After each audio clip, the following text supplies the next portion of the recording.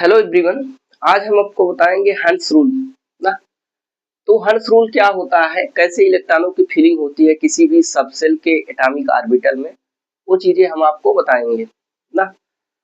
तो इसके पहले एक वीडियो हमने ऑलरेडी बनाई हुई है अबाउ प्रिंसिपल का। तो हम चाहेंगे कि आप वो अबाउ प्रिंसिपल का वो वीडियो देख करके इस पर आए, जिससे आपकी अंडरस्टैंडिंग लेवल और अच्छे से मजबूत होगी ना। तो अबाउ प्रिंसिपल के अकॉर्डिंग कैसे हम इलेक्ट्रॉनिक कॉन्फ़िगरेशन में लोअर एटॉमिक ऑर्बिटल में इलेक्ट्रॉनों की पहले फिलिंग करते हैं, कैसे इलेक्ट्रॉनिक कॉन्फ़िगरेशन जो है अबाउ प्रिंसिपल के अकॉर्डिंग जो सीरीज बनती है उसमें हमने बताया है कि एक स्पाइरल फॉर्म होता है लोअर एटॉमिक ऑर्बिटल का। तो वहीं से हम स्टार्ट कर रहे हैं। उसमें हमने बताया है, देखिए ये है 1s, ये है 2s, 2p, 3s, 3p, 3d, इसके बाद है 4s, 4p, 4d, इसके बाद है 4f, इसके बाद आता है 5s, 5p, 5d and 5f। इसमें आप देखेंगे इलेक्ट्रॉनों की पहले फिलिंग कहाँ से होती है, लोअर एटॉमिक ऑर्बिटल से होती है। और ये फर्स्ट 1s का हो जाएगा, इसके बाद हो जाएगा 2s का, इसके बाद 2p का होगा, फिर इसके बाद 3s में होगा, ऐसे क्या होगा 3p का होगा, इसके बाद 4s में होगा, फिर 3d का होगा, 4p का होगा, फिर 5s का होगा, ऐसे करके होगा। तो ये हमको मिल जाता है असेंडिंग ऑर्डर में इलेक्ट्रॉनों की इलेक्ट्रॉनिक कॉन्फ़िगरेशन में फिल करने का ऑर्डर मिल जाता है। इसके बाद क्या करना है, इसी इलेक्ट्रॉनिक कॉन्फ़िगरेशन से हमको समझना है कि हंस रूल हमको क्या बताता है ना। इसके बाद हम देखेंगे हंस रूल का स्टेटमेंट क्या कहता है ना।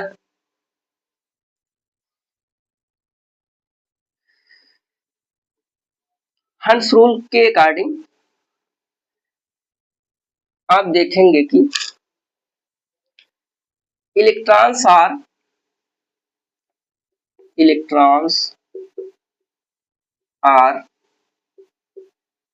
Paired, electrons are paired in A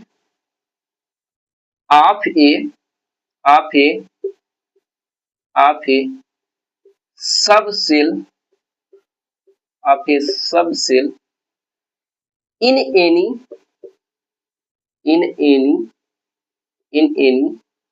orbital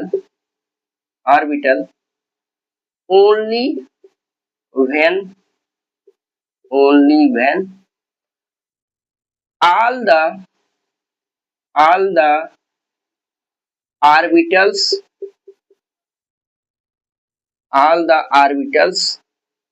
are in a singly occupied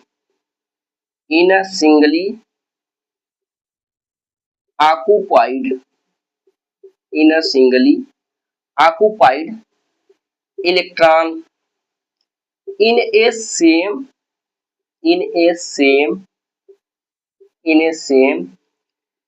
parallel spin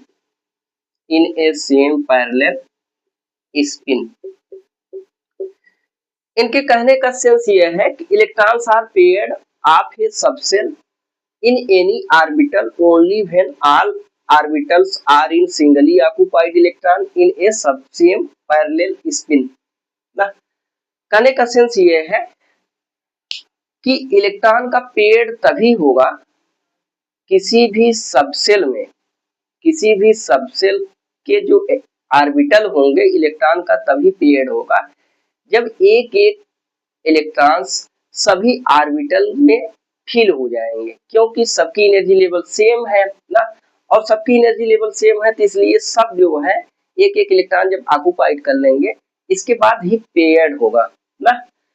in A same parallel spin या तो क्लॉकवाइज इलेक्ट्रॉन्स रहेंगे सिंगली ऑक्युपाइड, या तो आपके क्या रहेंगे एंटी क्लॉकवाइज ना। तो ये होगा इनका स्टेटमेंट। फिर उसके बाद हम अंडरस्टैंड करेंगे इलेक्ट्रॉनिक कॉन्फ़िगरेशन के बेस पे कि कैसे हमको सिंगली ऑक्युपाइड इलेक्ट्रॉन के बाद पेयर्ड करना है ना। तो फिर इसके बाद देखेंगे, आप देखेंगे पहले हम क्या करेंगे, हाइड्रोजन से स्टार्ट करेंगे। जब तक यह सबसेल के केसेस रहेंगे, एक ही ऑर्बिटल, एक सबसेल में एक ही ऑर्बिटल रहेंगे, तब तक तो ये जो है इनका रूल वहां लागू नहीं होगा ना। जैसे ही हम क्या करेंगे, ऐसे सबसेल में आएंगे जिनमें मल्टीपल जो है ऑर्बिटल रहेंगे।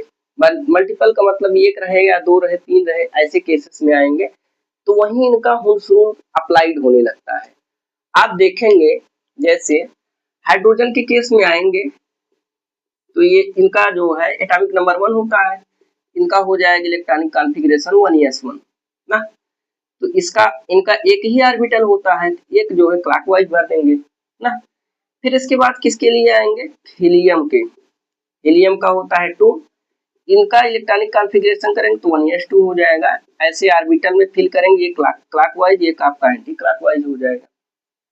इसके बाद आएंगे लिथियम के केस में, इनका जब इलेक्ट्रॉनिक कॉन्फ़िगरेशन करेंगे तो 1s2 आ जाएगा 2s1, और लास्ट वाले का जब एटॉमिक ऑर्बिटल बनाएंगे ना, और जब ऑर्बिटल बनाएंगे तो एक क्लॉकवाइज भरा जाएगा, यही लास्ट वाला इलेक्ट्रॉन ही एक क्लॉकवाइज भरा जाएगा। इसमें भी आपका दो जो है, एक क्लॉकवाइज एक एंटी क्लॉकवाइज, यहाँ अप्लाइड नहीं होगा क्योंकि यहाँ पर एक ही ऑर्बिटल है ना। ऐसे आ जाएंगे जैसे बेरिलियम पर, तो बेरिलियम का कितना होता है Be4 ना, तो इसका इलेक्ट्रॉनिक कॉन्फ़िगरेशन हो जाएगा 1s2, फिर उसके बाद 2s2 ना। तो यहाँ भी आपका सिंगली ऑर्बिटल है, तो एक क्लॉकवाइज एक एंटी क्लॉकवाइज, यहाँ भी अप्लाइड नहीं होगा। ऐसे केसेस में आ जाएंगे बोरान पर, बोरान का 5 हो जाएगा, यहाँ पर आप देखेंगे तो हो जाएगा 1s2 2s2 2p1।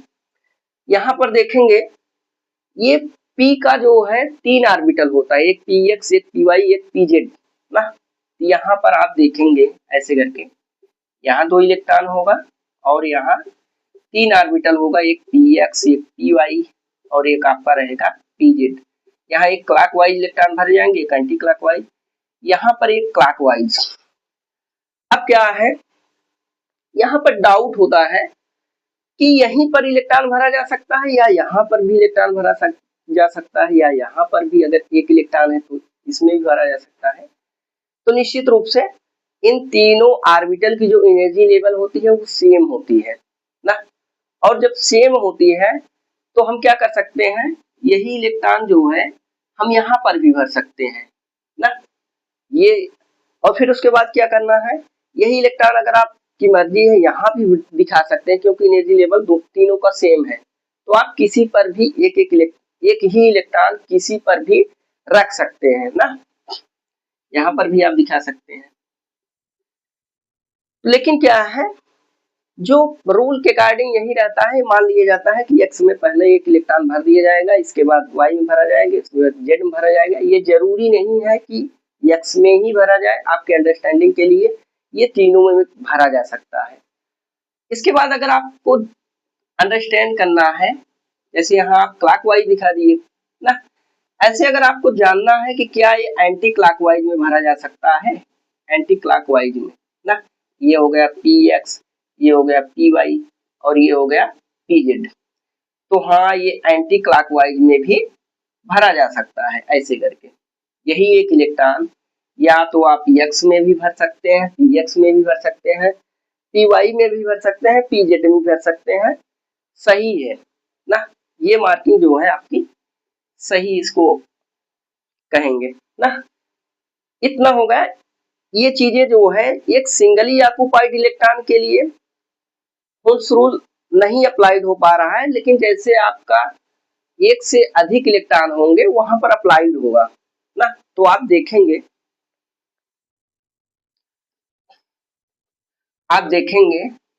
जैसे ऐसे केसेस हो गए, बोरान तक हो गया ना, इसके बाद कार्बन है, नाइट्रोजन है, ऑक्सीजन है, ऐसे फार्म में आप देखेंगे हम कार्बन, नाइट्रोजन, ऑक्सीजन का क्या करेंगे, इलेक्ट्रॉनिक कॉन्फ़िगरेशन करेंगे और उसमें समझेंगे कि हॉल्स रूल कैसे अप्लाइड होता है।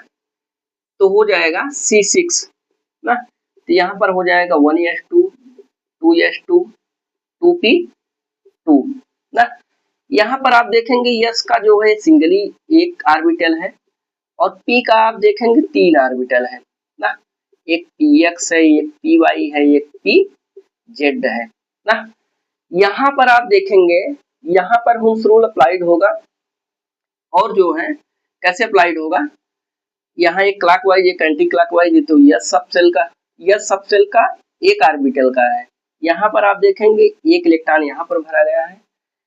इसके बाद क्या है, जो नेक्स्ट वाला इलेक्ट्रॉन्स है ना, तो यहीं पर अप्लाइड होता है क्योंकि इसकी भी एनर्जी लेवल सेम है, इसकी भी एनर्जी लेवल सेम है। यहाँ पर आप पेड नहीं दिखाएंगे, तो पहले सिंगली इलेक्ट्रॉन आप जो है भर देंगे, एक इलेक्ट्रॉन यहाँ, एक इलेक्ट्रॉन यहाँ, एक इलेक्ट्रॉन जैसे और मिल रहा है तो एक इलेक्ट्रॉन यहाँ भर देंगे। इसके बाद ही ये पेड होगा ना, एक सिंगल इलेक्ट्रॉन सभी ऑक्युपाइड कर लेंगे, इसके बाद ही पेड होगा ना। अब बात आती है क्या यहीं पर ही दोनों इलेक्ट्रॉन भरे जाएंगे, नहीं, आप यहाँ पर भी दिखा सकते हैं क्योंकि सबकी एनर्जी लेवल सेम है, तो यहाँ पर भी दिखा सकते हैं। या जो है आप इसको एंटी क्लॉकवाइज दिखाना चाहते हैं तो आप ऐसे करके भी दिखा सकते हैं, ऐसे करके ये आपका एंटी क्लॉकवाइज हो जाएगा, ये px है, ये आपका py है, ये आपका pz है ना। हालांकि जो स्टार्टिंग में ऐसे ही मान लिया जाता है कि px और py वाला जैसे फिल हो जाएगा उसके बाद pz में भी भर देंगे ना, लेकिन ये जरूरी नहीं है कि जो है px और py के बाद ही z वाला भरा जा सकता है, वो पहले भी दिखाया जा सकता है। तो यहाँ पर एक क्लॉकवाइज ये इसका इलेक्ट्रॉन, एक क्लॉकवाइज इसका इलेक्ट्रॉन, ये हो गया कार्बन के केस में ना। ऐसे ही आप आ जाएंगे किसके केस में, नाइट्रोजन के केस में देखेंगे। नाइट्रोजन के बाद हम जो है ऑक्सीजन की तरफ बढ़ेंगे ना। तो नाइट्रोजन की केस में देखेंगे तो यहाँ पर क्या करेंगे, यहाँ पर आप देखेंगे ये नाइट्रोजन 7 है ना, और जैसे इलेक्ट्रॉनिक कॉन्फ़िगरेशन करेंगे तो एक इलेक्ट्रॉन यहाँ पर बढ़ जाएगा ना, और जैसे ही इलेक्ट्रॉन बढ़ेगा तो आपको यहाँ क्या करना है, ऐसे px py pz आपको दिखा देना है ना। तो यहाँ पर पहले तीनों इलेक्ट्रॉन एक एक करके सिंगली ऑक्युपाइड करा देंगे। अब इसके बाद पेयर्ड करने के लिए और एक्स्ट्रा इलेक्ट्रॉन है ही नहीं, और जब एक्स्ट्रा इलेक्ट्रॉन है ही नहीं तो हमको इसी पर छोड़ देना है ना। लेकिन क्या है, क्योंकि px py pz तीनों की एनर्जी लेवल सेम है, तो पहले हम क्या करेंगे, एक इलेक्ट्रॉन इसको देंगे, एक इलेक्ट्रॉन इसको, एक इलेक्ट्रॉन इसको दे देंगे। जब तीनों ही ऑर्बिटल सैचुरेटेड हो जाएंगे, इसके बाद आप पेयर्ड करा सकते हो। और पेयर्ड जरूरी नहीं कि x से ही होगा, आप py में भी पेयर्ड करा सकते हो, स्टार्टिंग से pz में भी पेयर्ड करा सकते हो ना। ऐसे ही केसेस में आप देख लीजिए ऑक्सीजन के केस में, उसमें आपको अंडरस्टैंडिंग बनेगी। ऑक्सीजन के केस में देखेंगे तो ऑक्सीजन का होता है 8, ऑक्सीजन का क्या होता है 8 एटॉमिक नंबर होता है। और जैसे इसका हम क्या करेंगे, इलेक्ट्रॉनिक कॉन्फ़िगरेशन करेंगे, यहाँ हो जाएगा 4, और जैसे ही 4 होगा तो मतलब ये है कि P में हमको 4 इलेक्ट्रॉन भरने हैं ना, और जब P में 4 इलेक्ट्रॉन भरने हैं तो एक इलेक्ट्रॉन इसमें हो जाएगा, एक इलेक्ट्रॉन इसमें, एक इलेक्ट्रॉन इसमें। अब इसके बाद आप इसको क्या करा सकते हैं, पेयर्ड करा सकते हैं ना। पहले हम क्या कहिए, क्लॉकवाइज इलेक्ट्रॉन भरे हैं, इसके बाद हम क्या कर देंगे, इसका एंटी क्लॉकवाइज भर देंगे। ये जरूरी नहीं है कि x में ही भरे, ये आप जो है तीनों में देख सकते हैं, यहाँ से कर सकते हैं, या अगला वाला करना चाहते हैं z से स्टार्टिंग करना तो z से कर सकते हैं। लेकिन ये माना जाता है कि x से जो है स्टार्ट करेंगे, और x वाला जैसे ही पेयर्ड हो जाता है इसके बाद y को पेयर्ड करेंगे, इसके बाद z को पेयर्ड करेंगे, तो यहाँ पर वो इलेक्ट्रॉन जो है फिल कर दिया जाता है ना। तो कुल मिलाकर आपको समझना ये है कि हर्ट्ज रूल हमको ये बताता है कि किसी भी सबसेल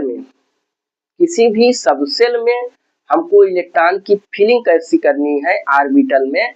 किसी भी सबसेल के ऑर्बिटल में इलेक्ट्रॉनों की फिलिंग हमको पहले सिंगली करनी है, क्योंकि सभी ऑर्बिटल की एनर्जी लेवल सेम होते हैं, और जब सेम होते हैं सिंगल सिंगल इलेक्ट्रॉन भर देंगे। इसके बाद हम क्या करेंगे, उसका पेयर्ड करेंगे ना, जैसा कि आप इसमें देख रहे हैं। पहले सिंगल सिंगल इलेक्ट्रॉन भरे गए क्योंकि सबकी एनर्जी लेवल सेम है।